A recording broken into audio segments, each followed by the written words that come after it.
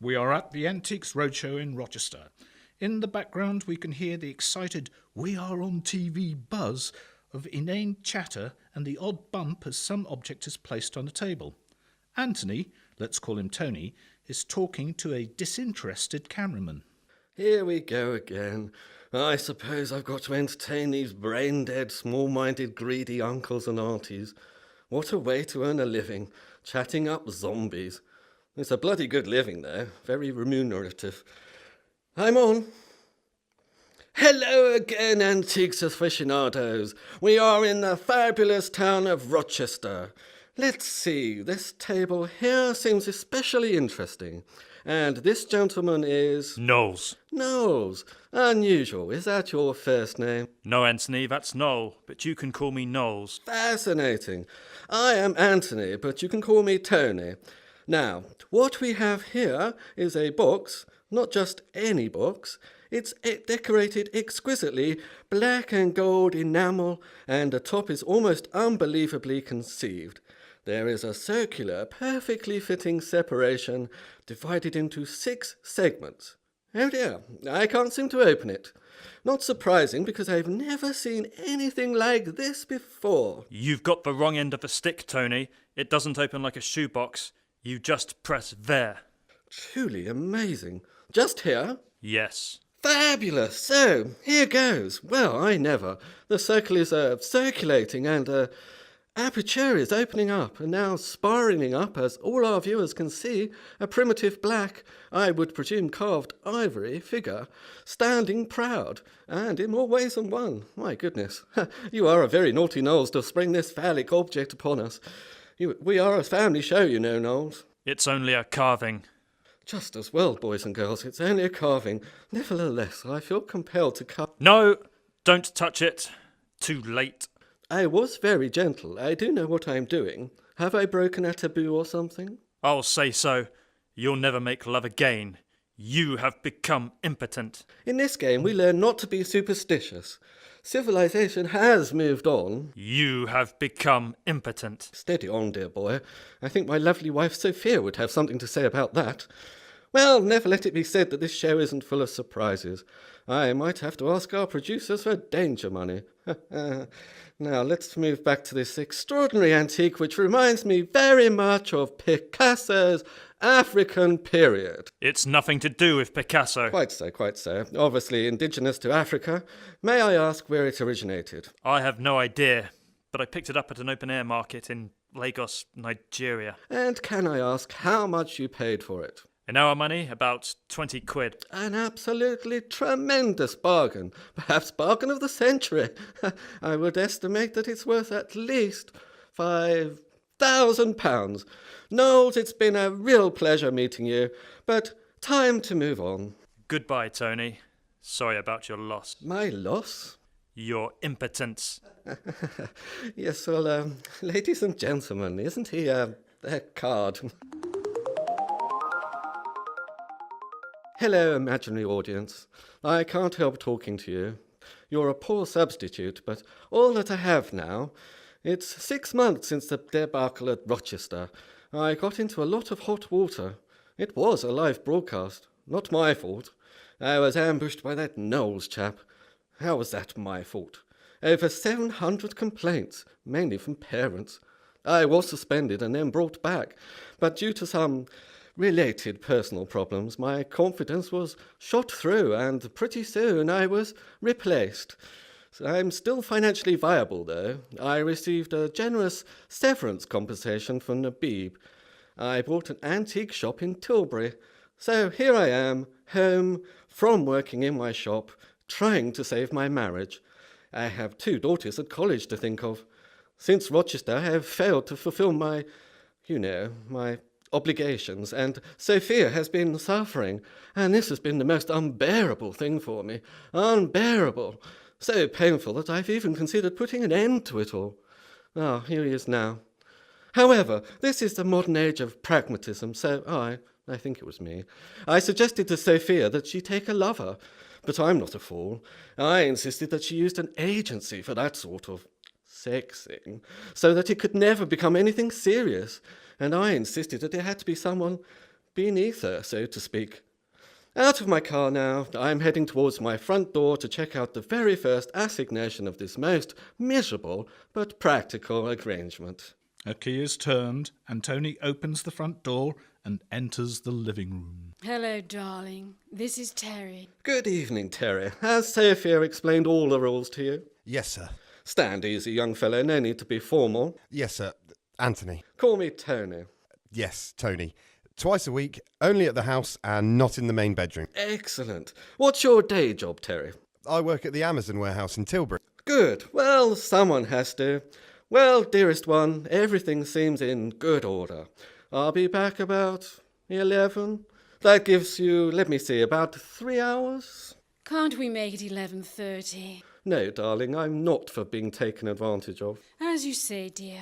Right, I'm off then. Phone me if you need to. All right. All right then. The front door opens and closes. Oh, what a palaver. Anyone would think that he was in charge. Well, what was your name? Terry. Well, Terry, that wasn't so hard, was it? No, ma'am. I could do with a drink, though. Help yourself, over there, and bring me one too. A brandy, I think. I don't mind admitting I've come to detest that insidious man. He talked down to you, Terry, as if you were nothing. I don't know. I mean, considering the circumstances, I think he was okay. And he's famous. My mother thinks he's wonderful. She doesn't have to live with him. The doorbell sounds. Finish your drink while I get that. Sophia allows the man at the door to enter. Come on in, Knowles. How did he do? Good, such as it was. Well done, Terry. Here's the easiest £50 you will ever earn. My visit to Tilbury's only theatre group was well worthwhile. Time to go, Terry, and don't talk about this. I doubt that we will need you again, as from now on, Tuesdays and Thursdays, he's promised to go straight from his work to his club. But if we do, I'll phone you. I won't talk about it. Goodbye, Mrs. Holdercook. Terry leaves the house. At last. At last. It's been difficult waiting for this. For over 6 months. Of course, but it's been worth it. Now we have everything. Each other and access to his wealth and property. I only wanted you. How hard was it to, persuade him of his disability? It grew easier as it went along. Lately it's been quite fun watching him gradually break down. Mind you, his lovemaking was always fairly hopeless anyway. I only married him because I was a silly young thing impressed by his celebrated status and, let's face it, his money. Rochester had a substantial effect on him. You really psyched him out. I just played a few more tricks of my own. I changed my perfume. I snacked on garlic-flavoured cheese sticks before bed. Anything to discomfort him from his normalcy. I criticised his every touch to make him feel useless, and I made myself a martyr with those oft-heard phrases, "Never mind, darling, it can happen to anyone. We'll try again tomorrow." Before too long, he'd convinced himself that his touching the big stick on the voodoo what's-it had made him impotent. What a silly idea. I call it the voodoo what's-it, Big Ben. You do? Why? It's got the complex mechanics, it ticks all the ticks, and it's got a resounding dong. That's funny anyway. Before long, he gave up. Lover, the lady you are looking at now, has been a virgin for 6 months. And we should do something about that. We should, and as soon as possible. Here and now? Now, but not here. Having not much else on my mind, I've given this a great deal of thought. I'm sure the most perfect place would be the shed in the garden, his spiritual home. It's where his antiques are kept. He spends a lot of time there, especially recently, shining up his brass or I wouldn't know what. We could do it where his spirit would be having to watch us and surrounded by his most precious objects. On his Edwardian desk, oak, solid as a rock and just the right height.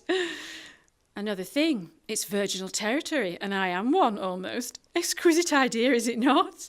Your sexiness borders on the edge of evil, and I pray I never get on the wrong side of you. Never, my prince, because you border on evil too. Come to the garden shed. Out and down the garden path they go, rushing into the garden shed. Wait, I want the light on. What the hell are you doing here, sitting in the dark? I'm just sitting here waiting for you to finish.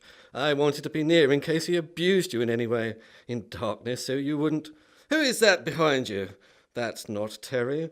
What the devil? It's that man from Rochester who destroyed me. It's Knowles. It all becomes clear now. You both planned this ages ago. Well, how's it going so far, you absolute bastards? Funny how things work out. I was just sitting here with a bottle of whiskey, half a bottle now, and with this antique gun, loaded, by the way, thinking about ending my... well, no matter now.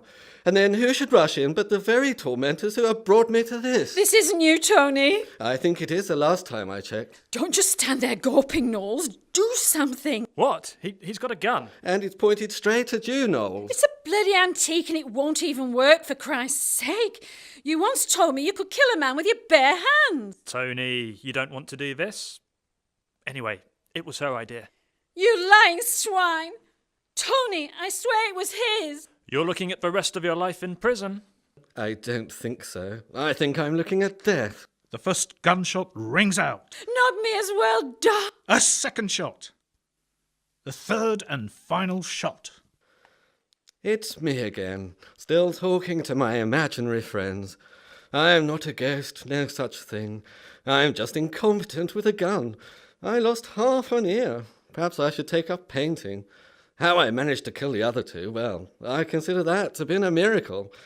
I'm talking to you from Wandsworth. It's my second year. I'll be with you again before the third. The whole story came out, the extenuating circumstances. Terry was a good witness for me, and now it's not so bad, this experience. I've learnt a lot, mainly humility. You should see me now. I've been exercising, and it's easy to lose weight here. The food is inedible for a posh git like me. This may surprise you, but I've accidentally become more famous than ever, and female visitors are strangely drawn towards me. I've got a good idea that lifelessness I suffered from has left me. It's all in the mind, isn't it?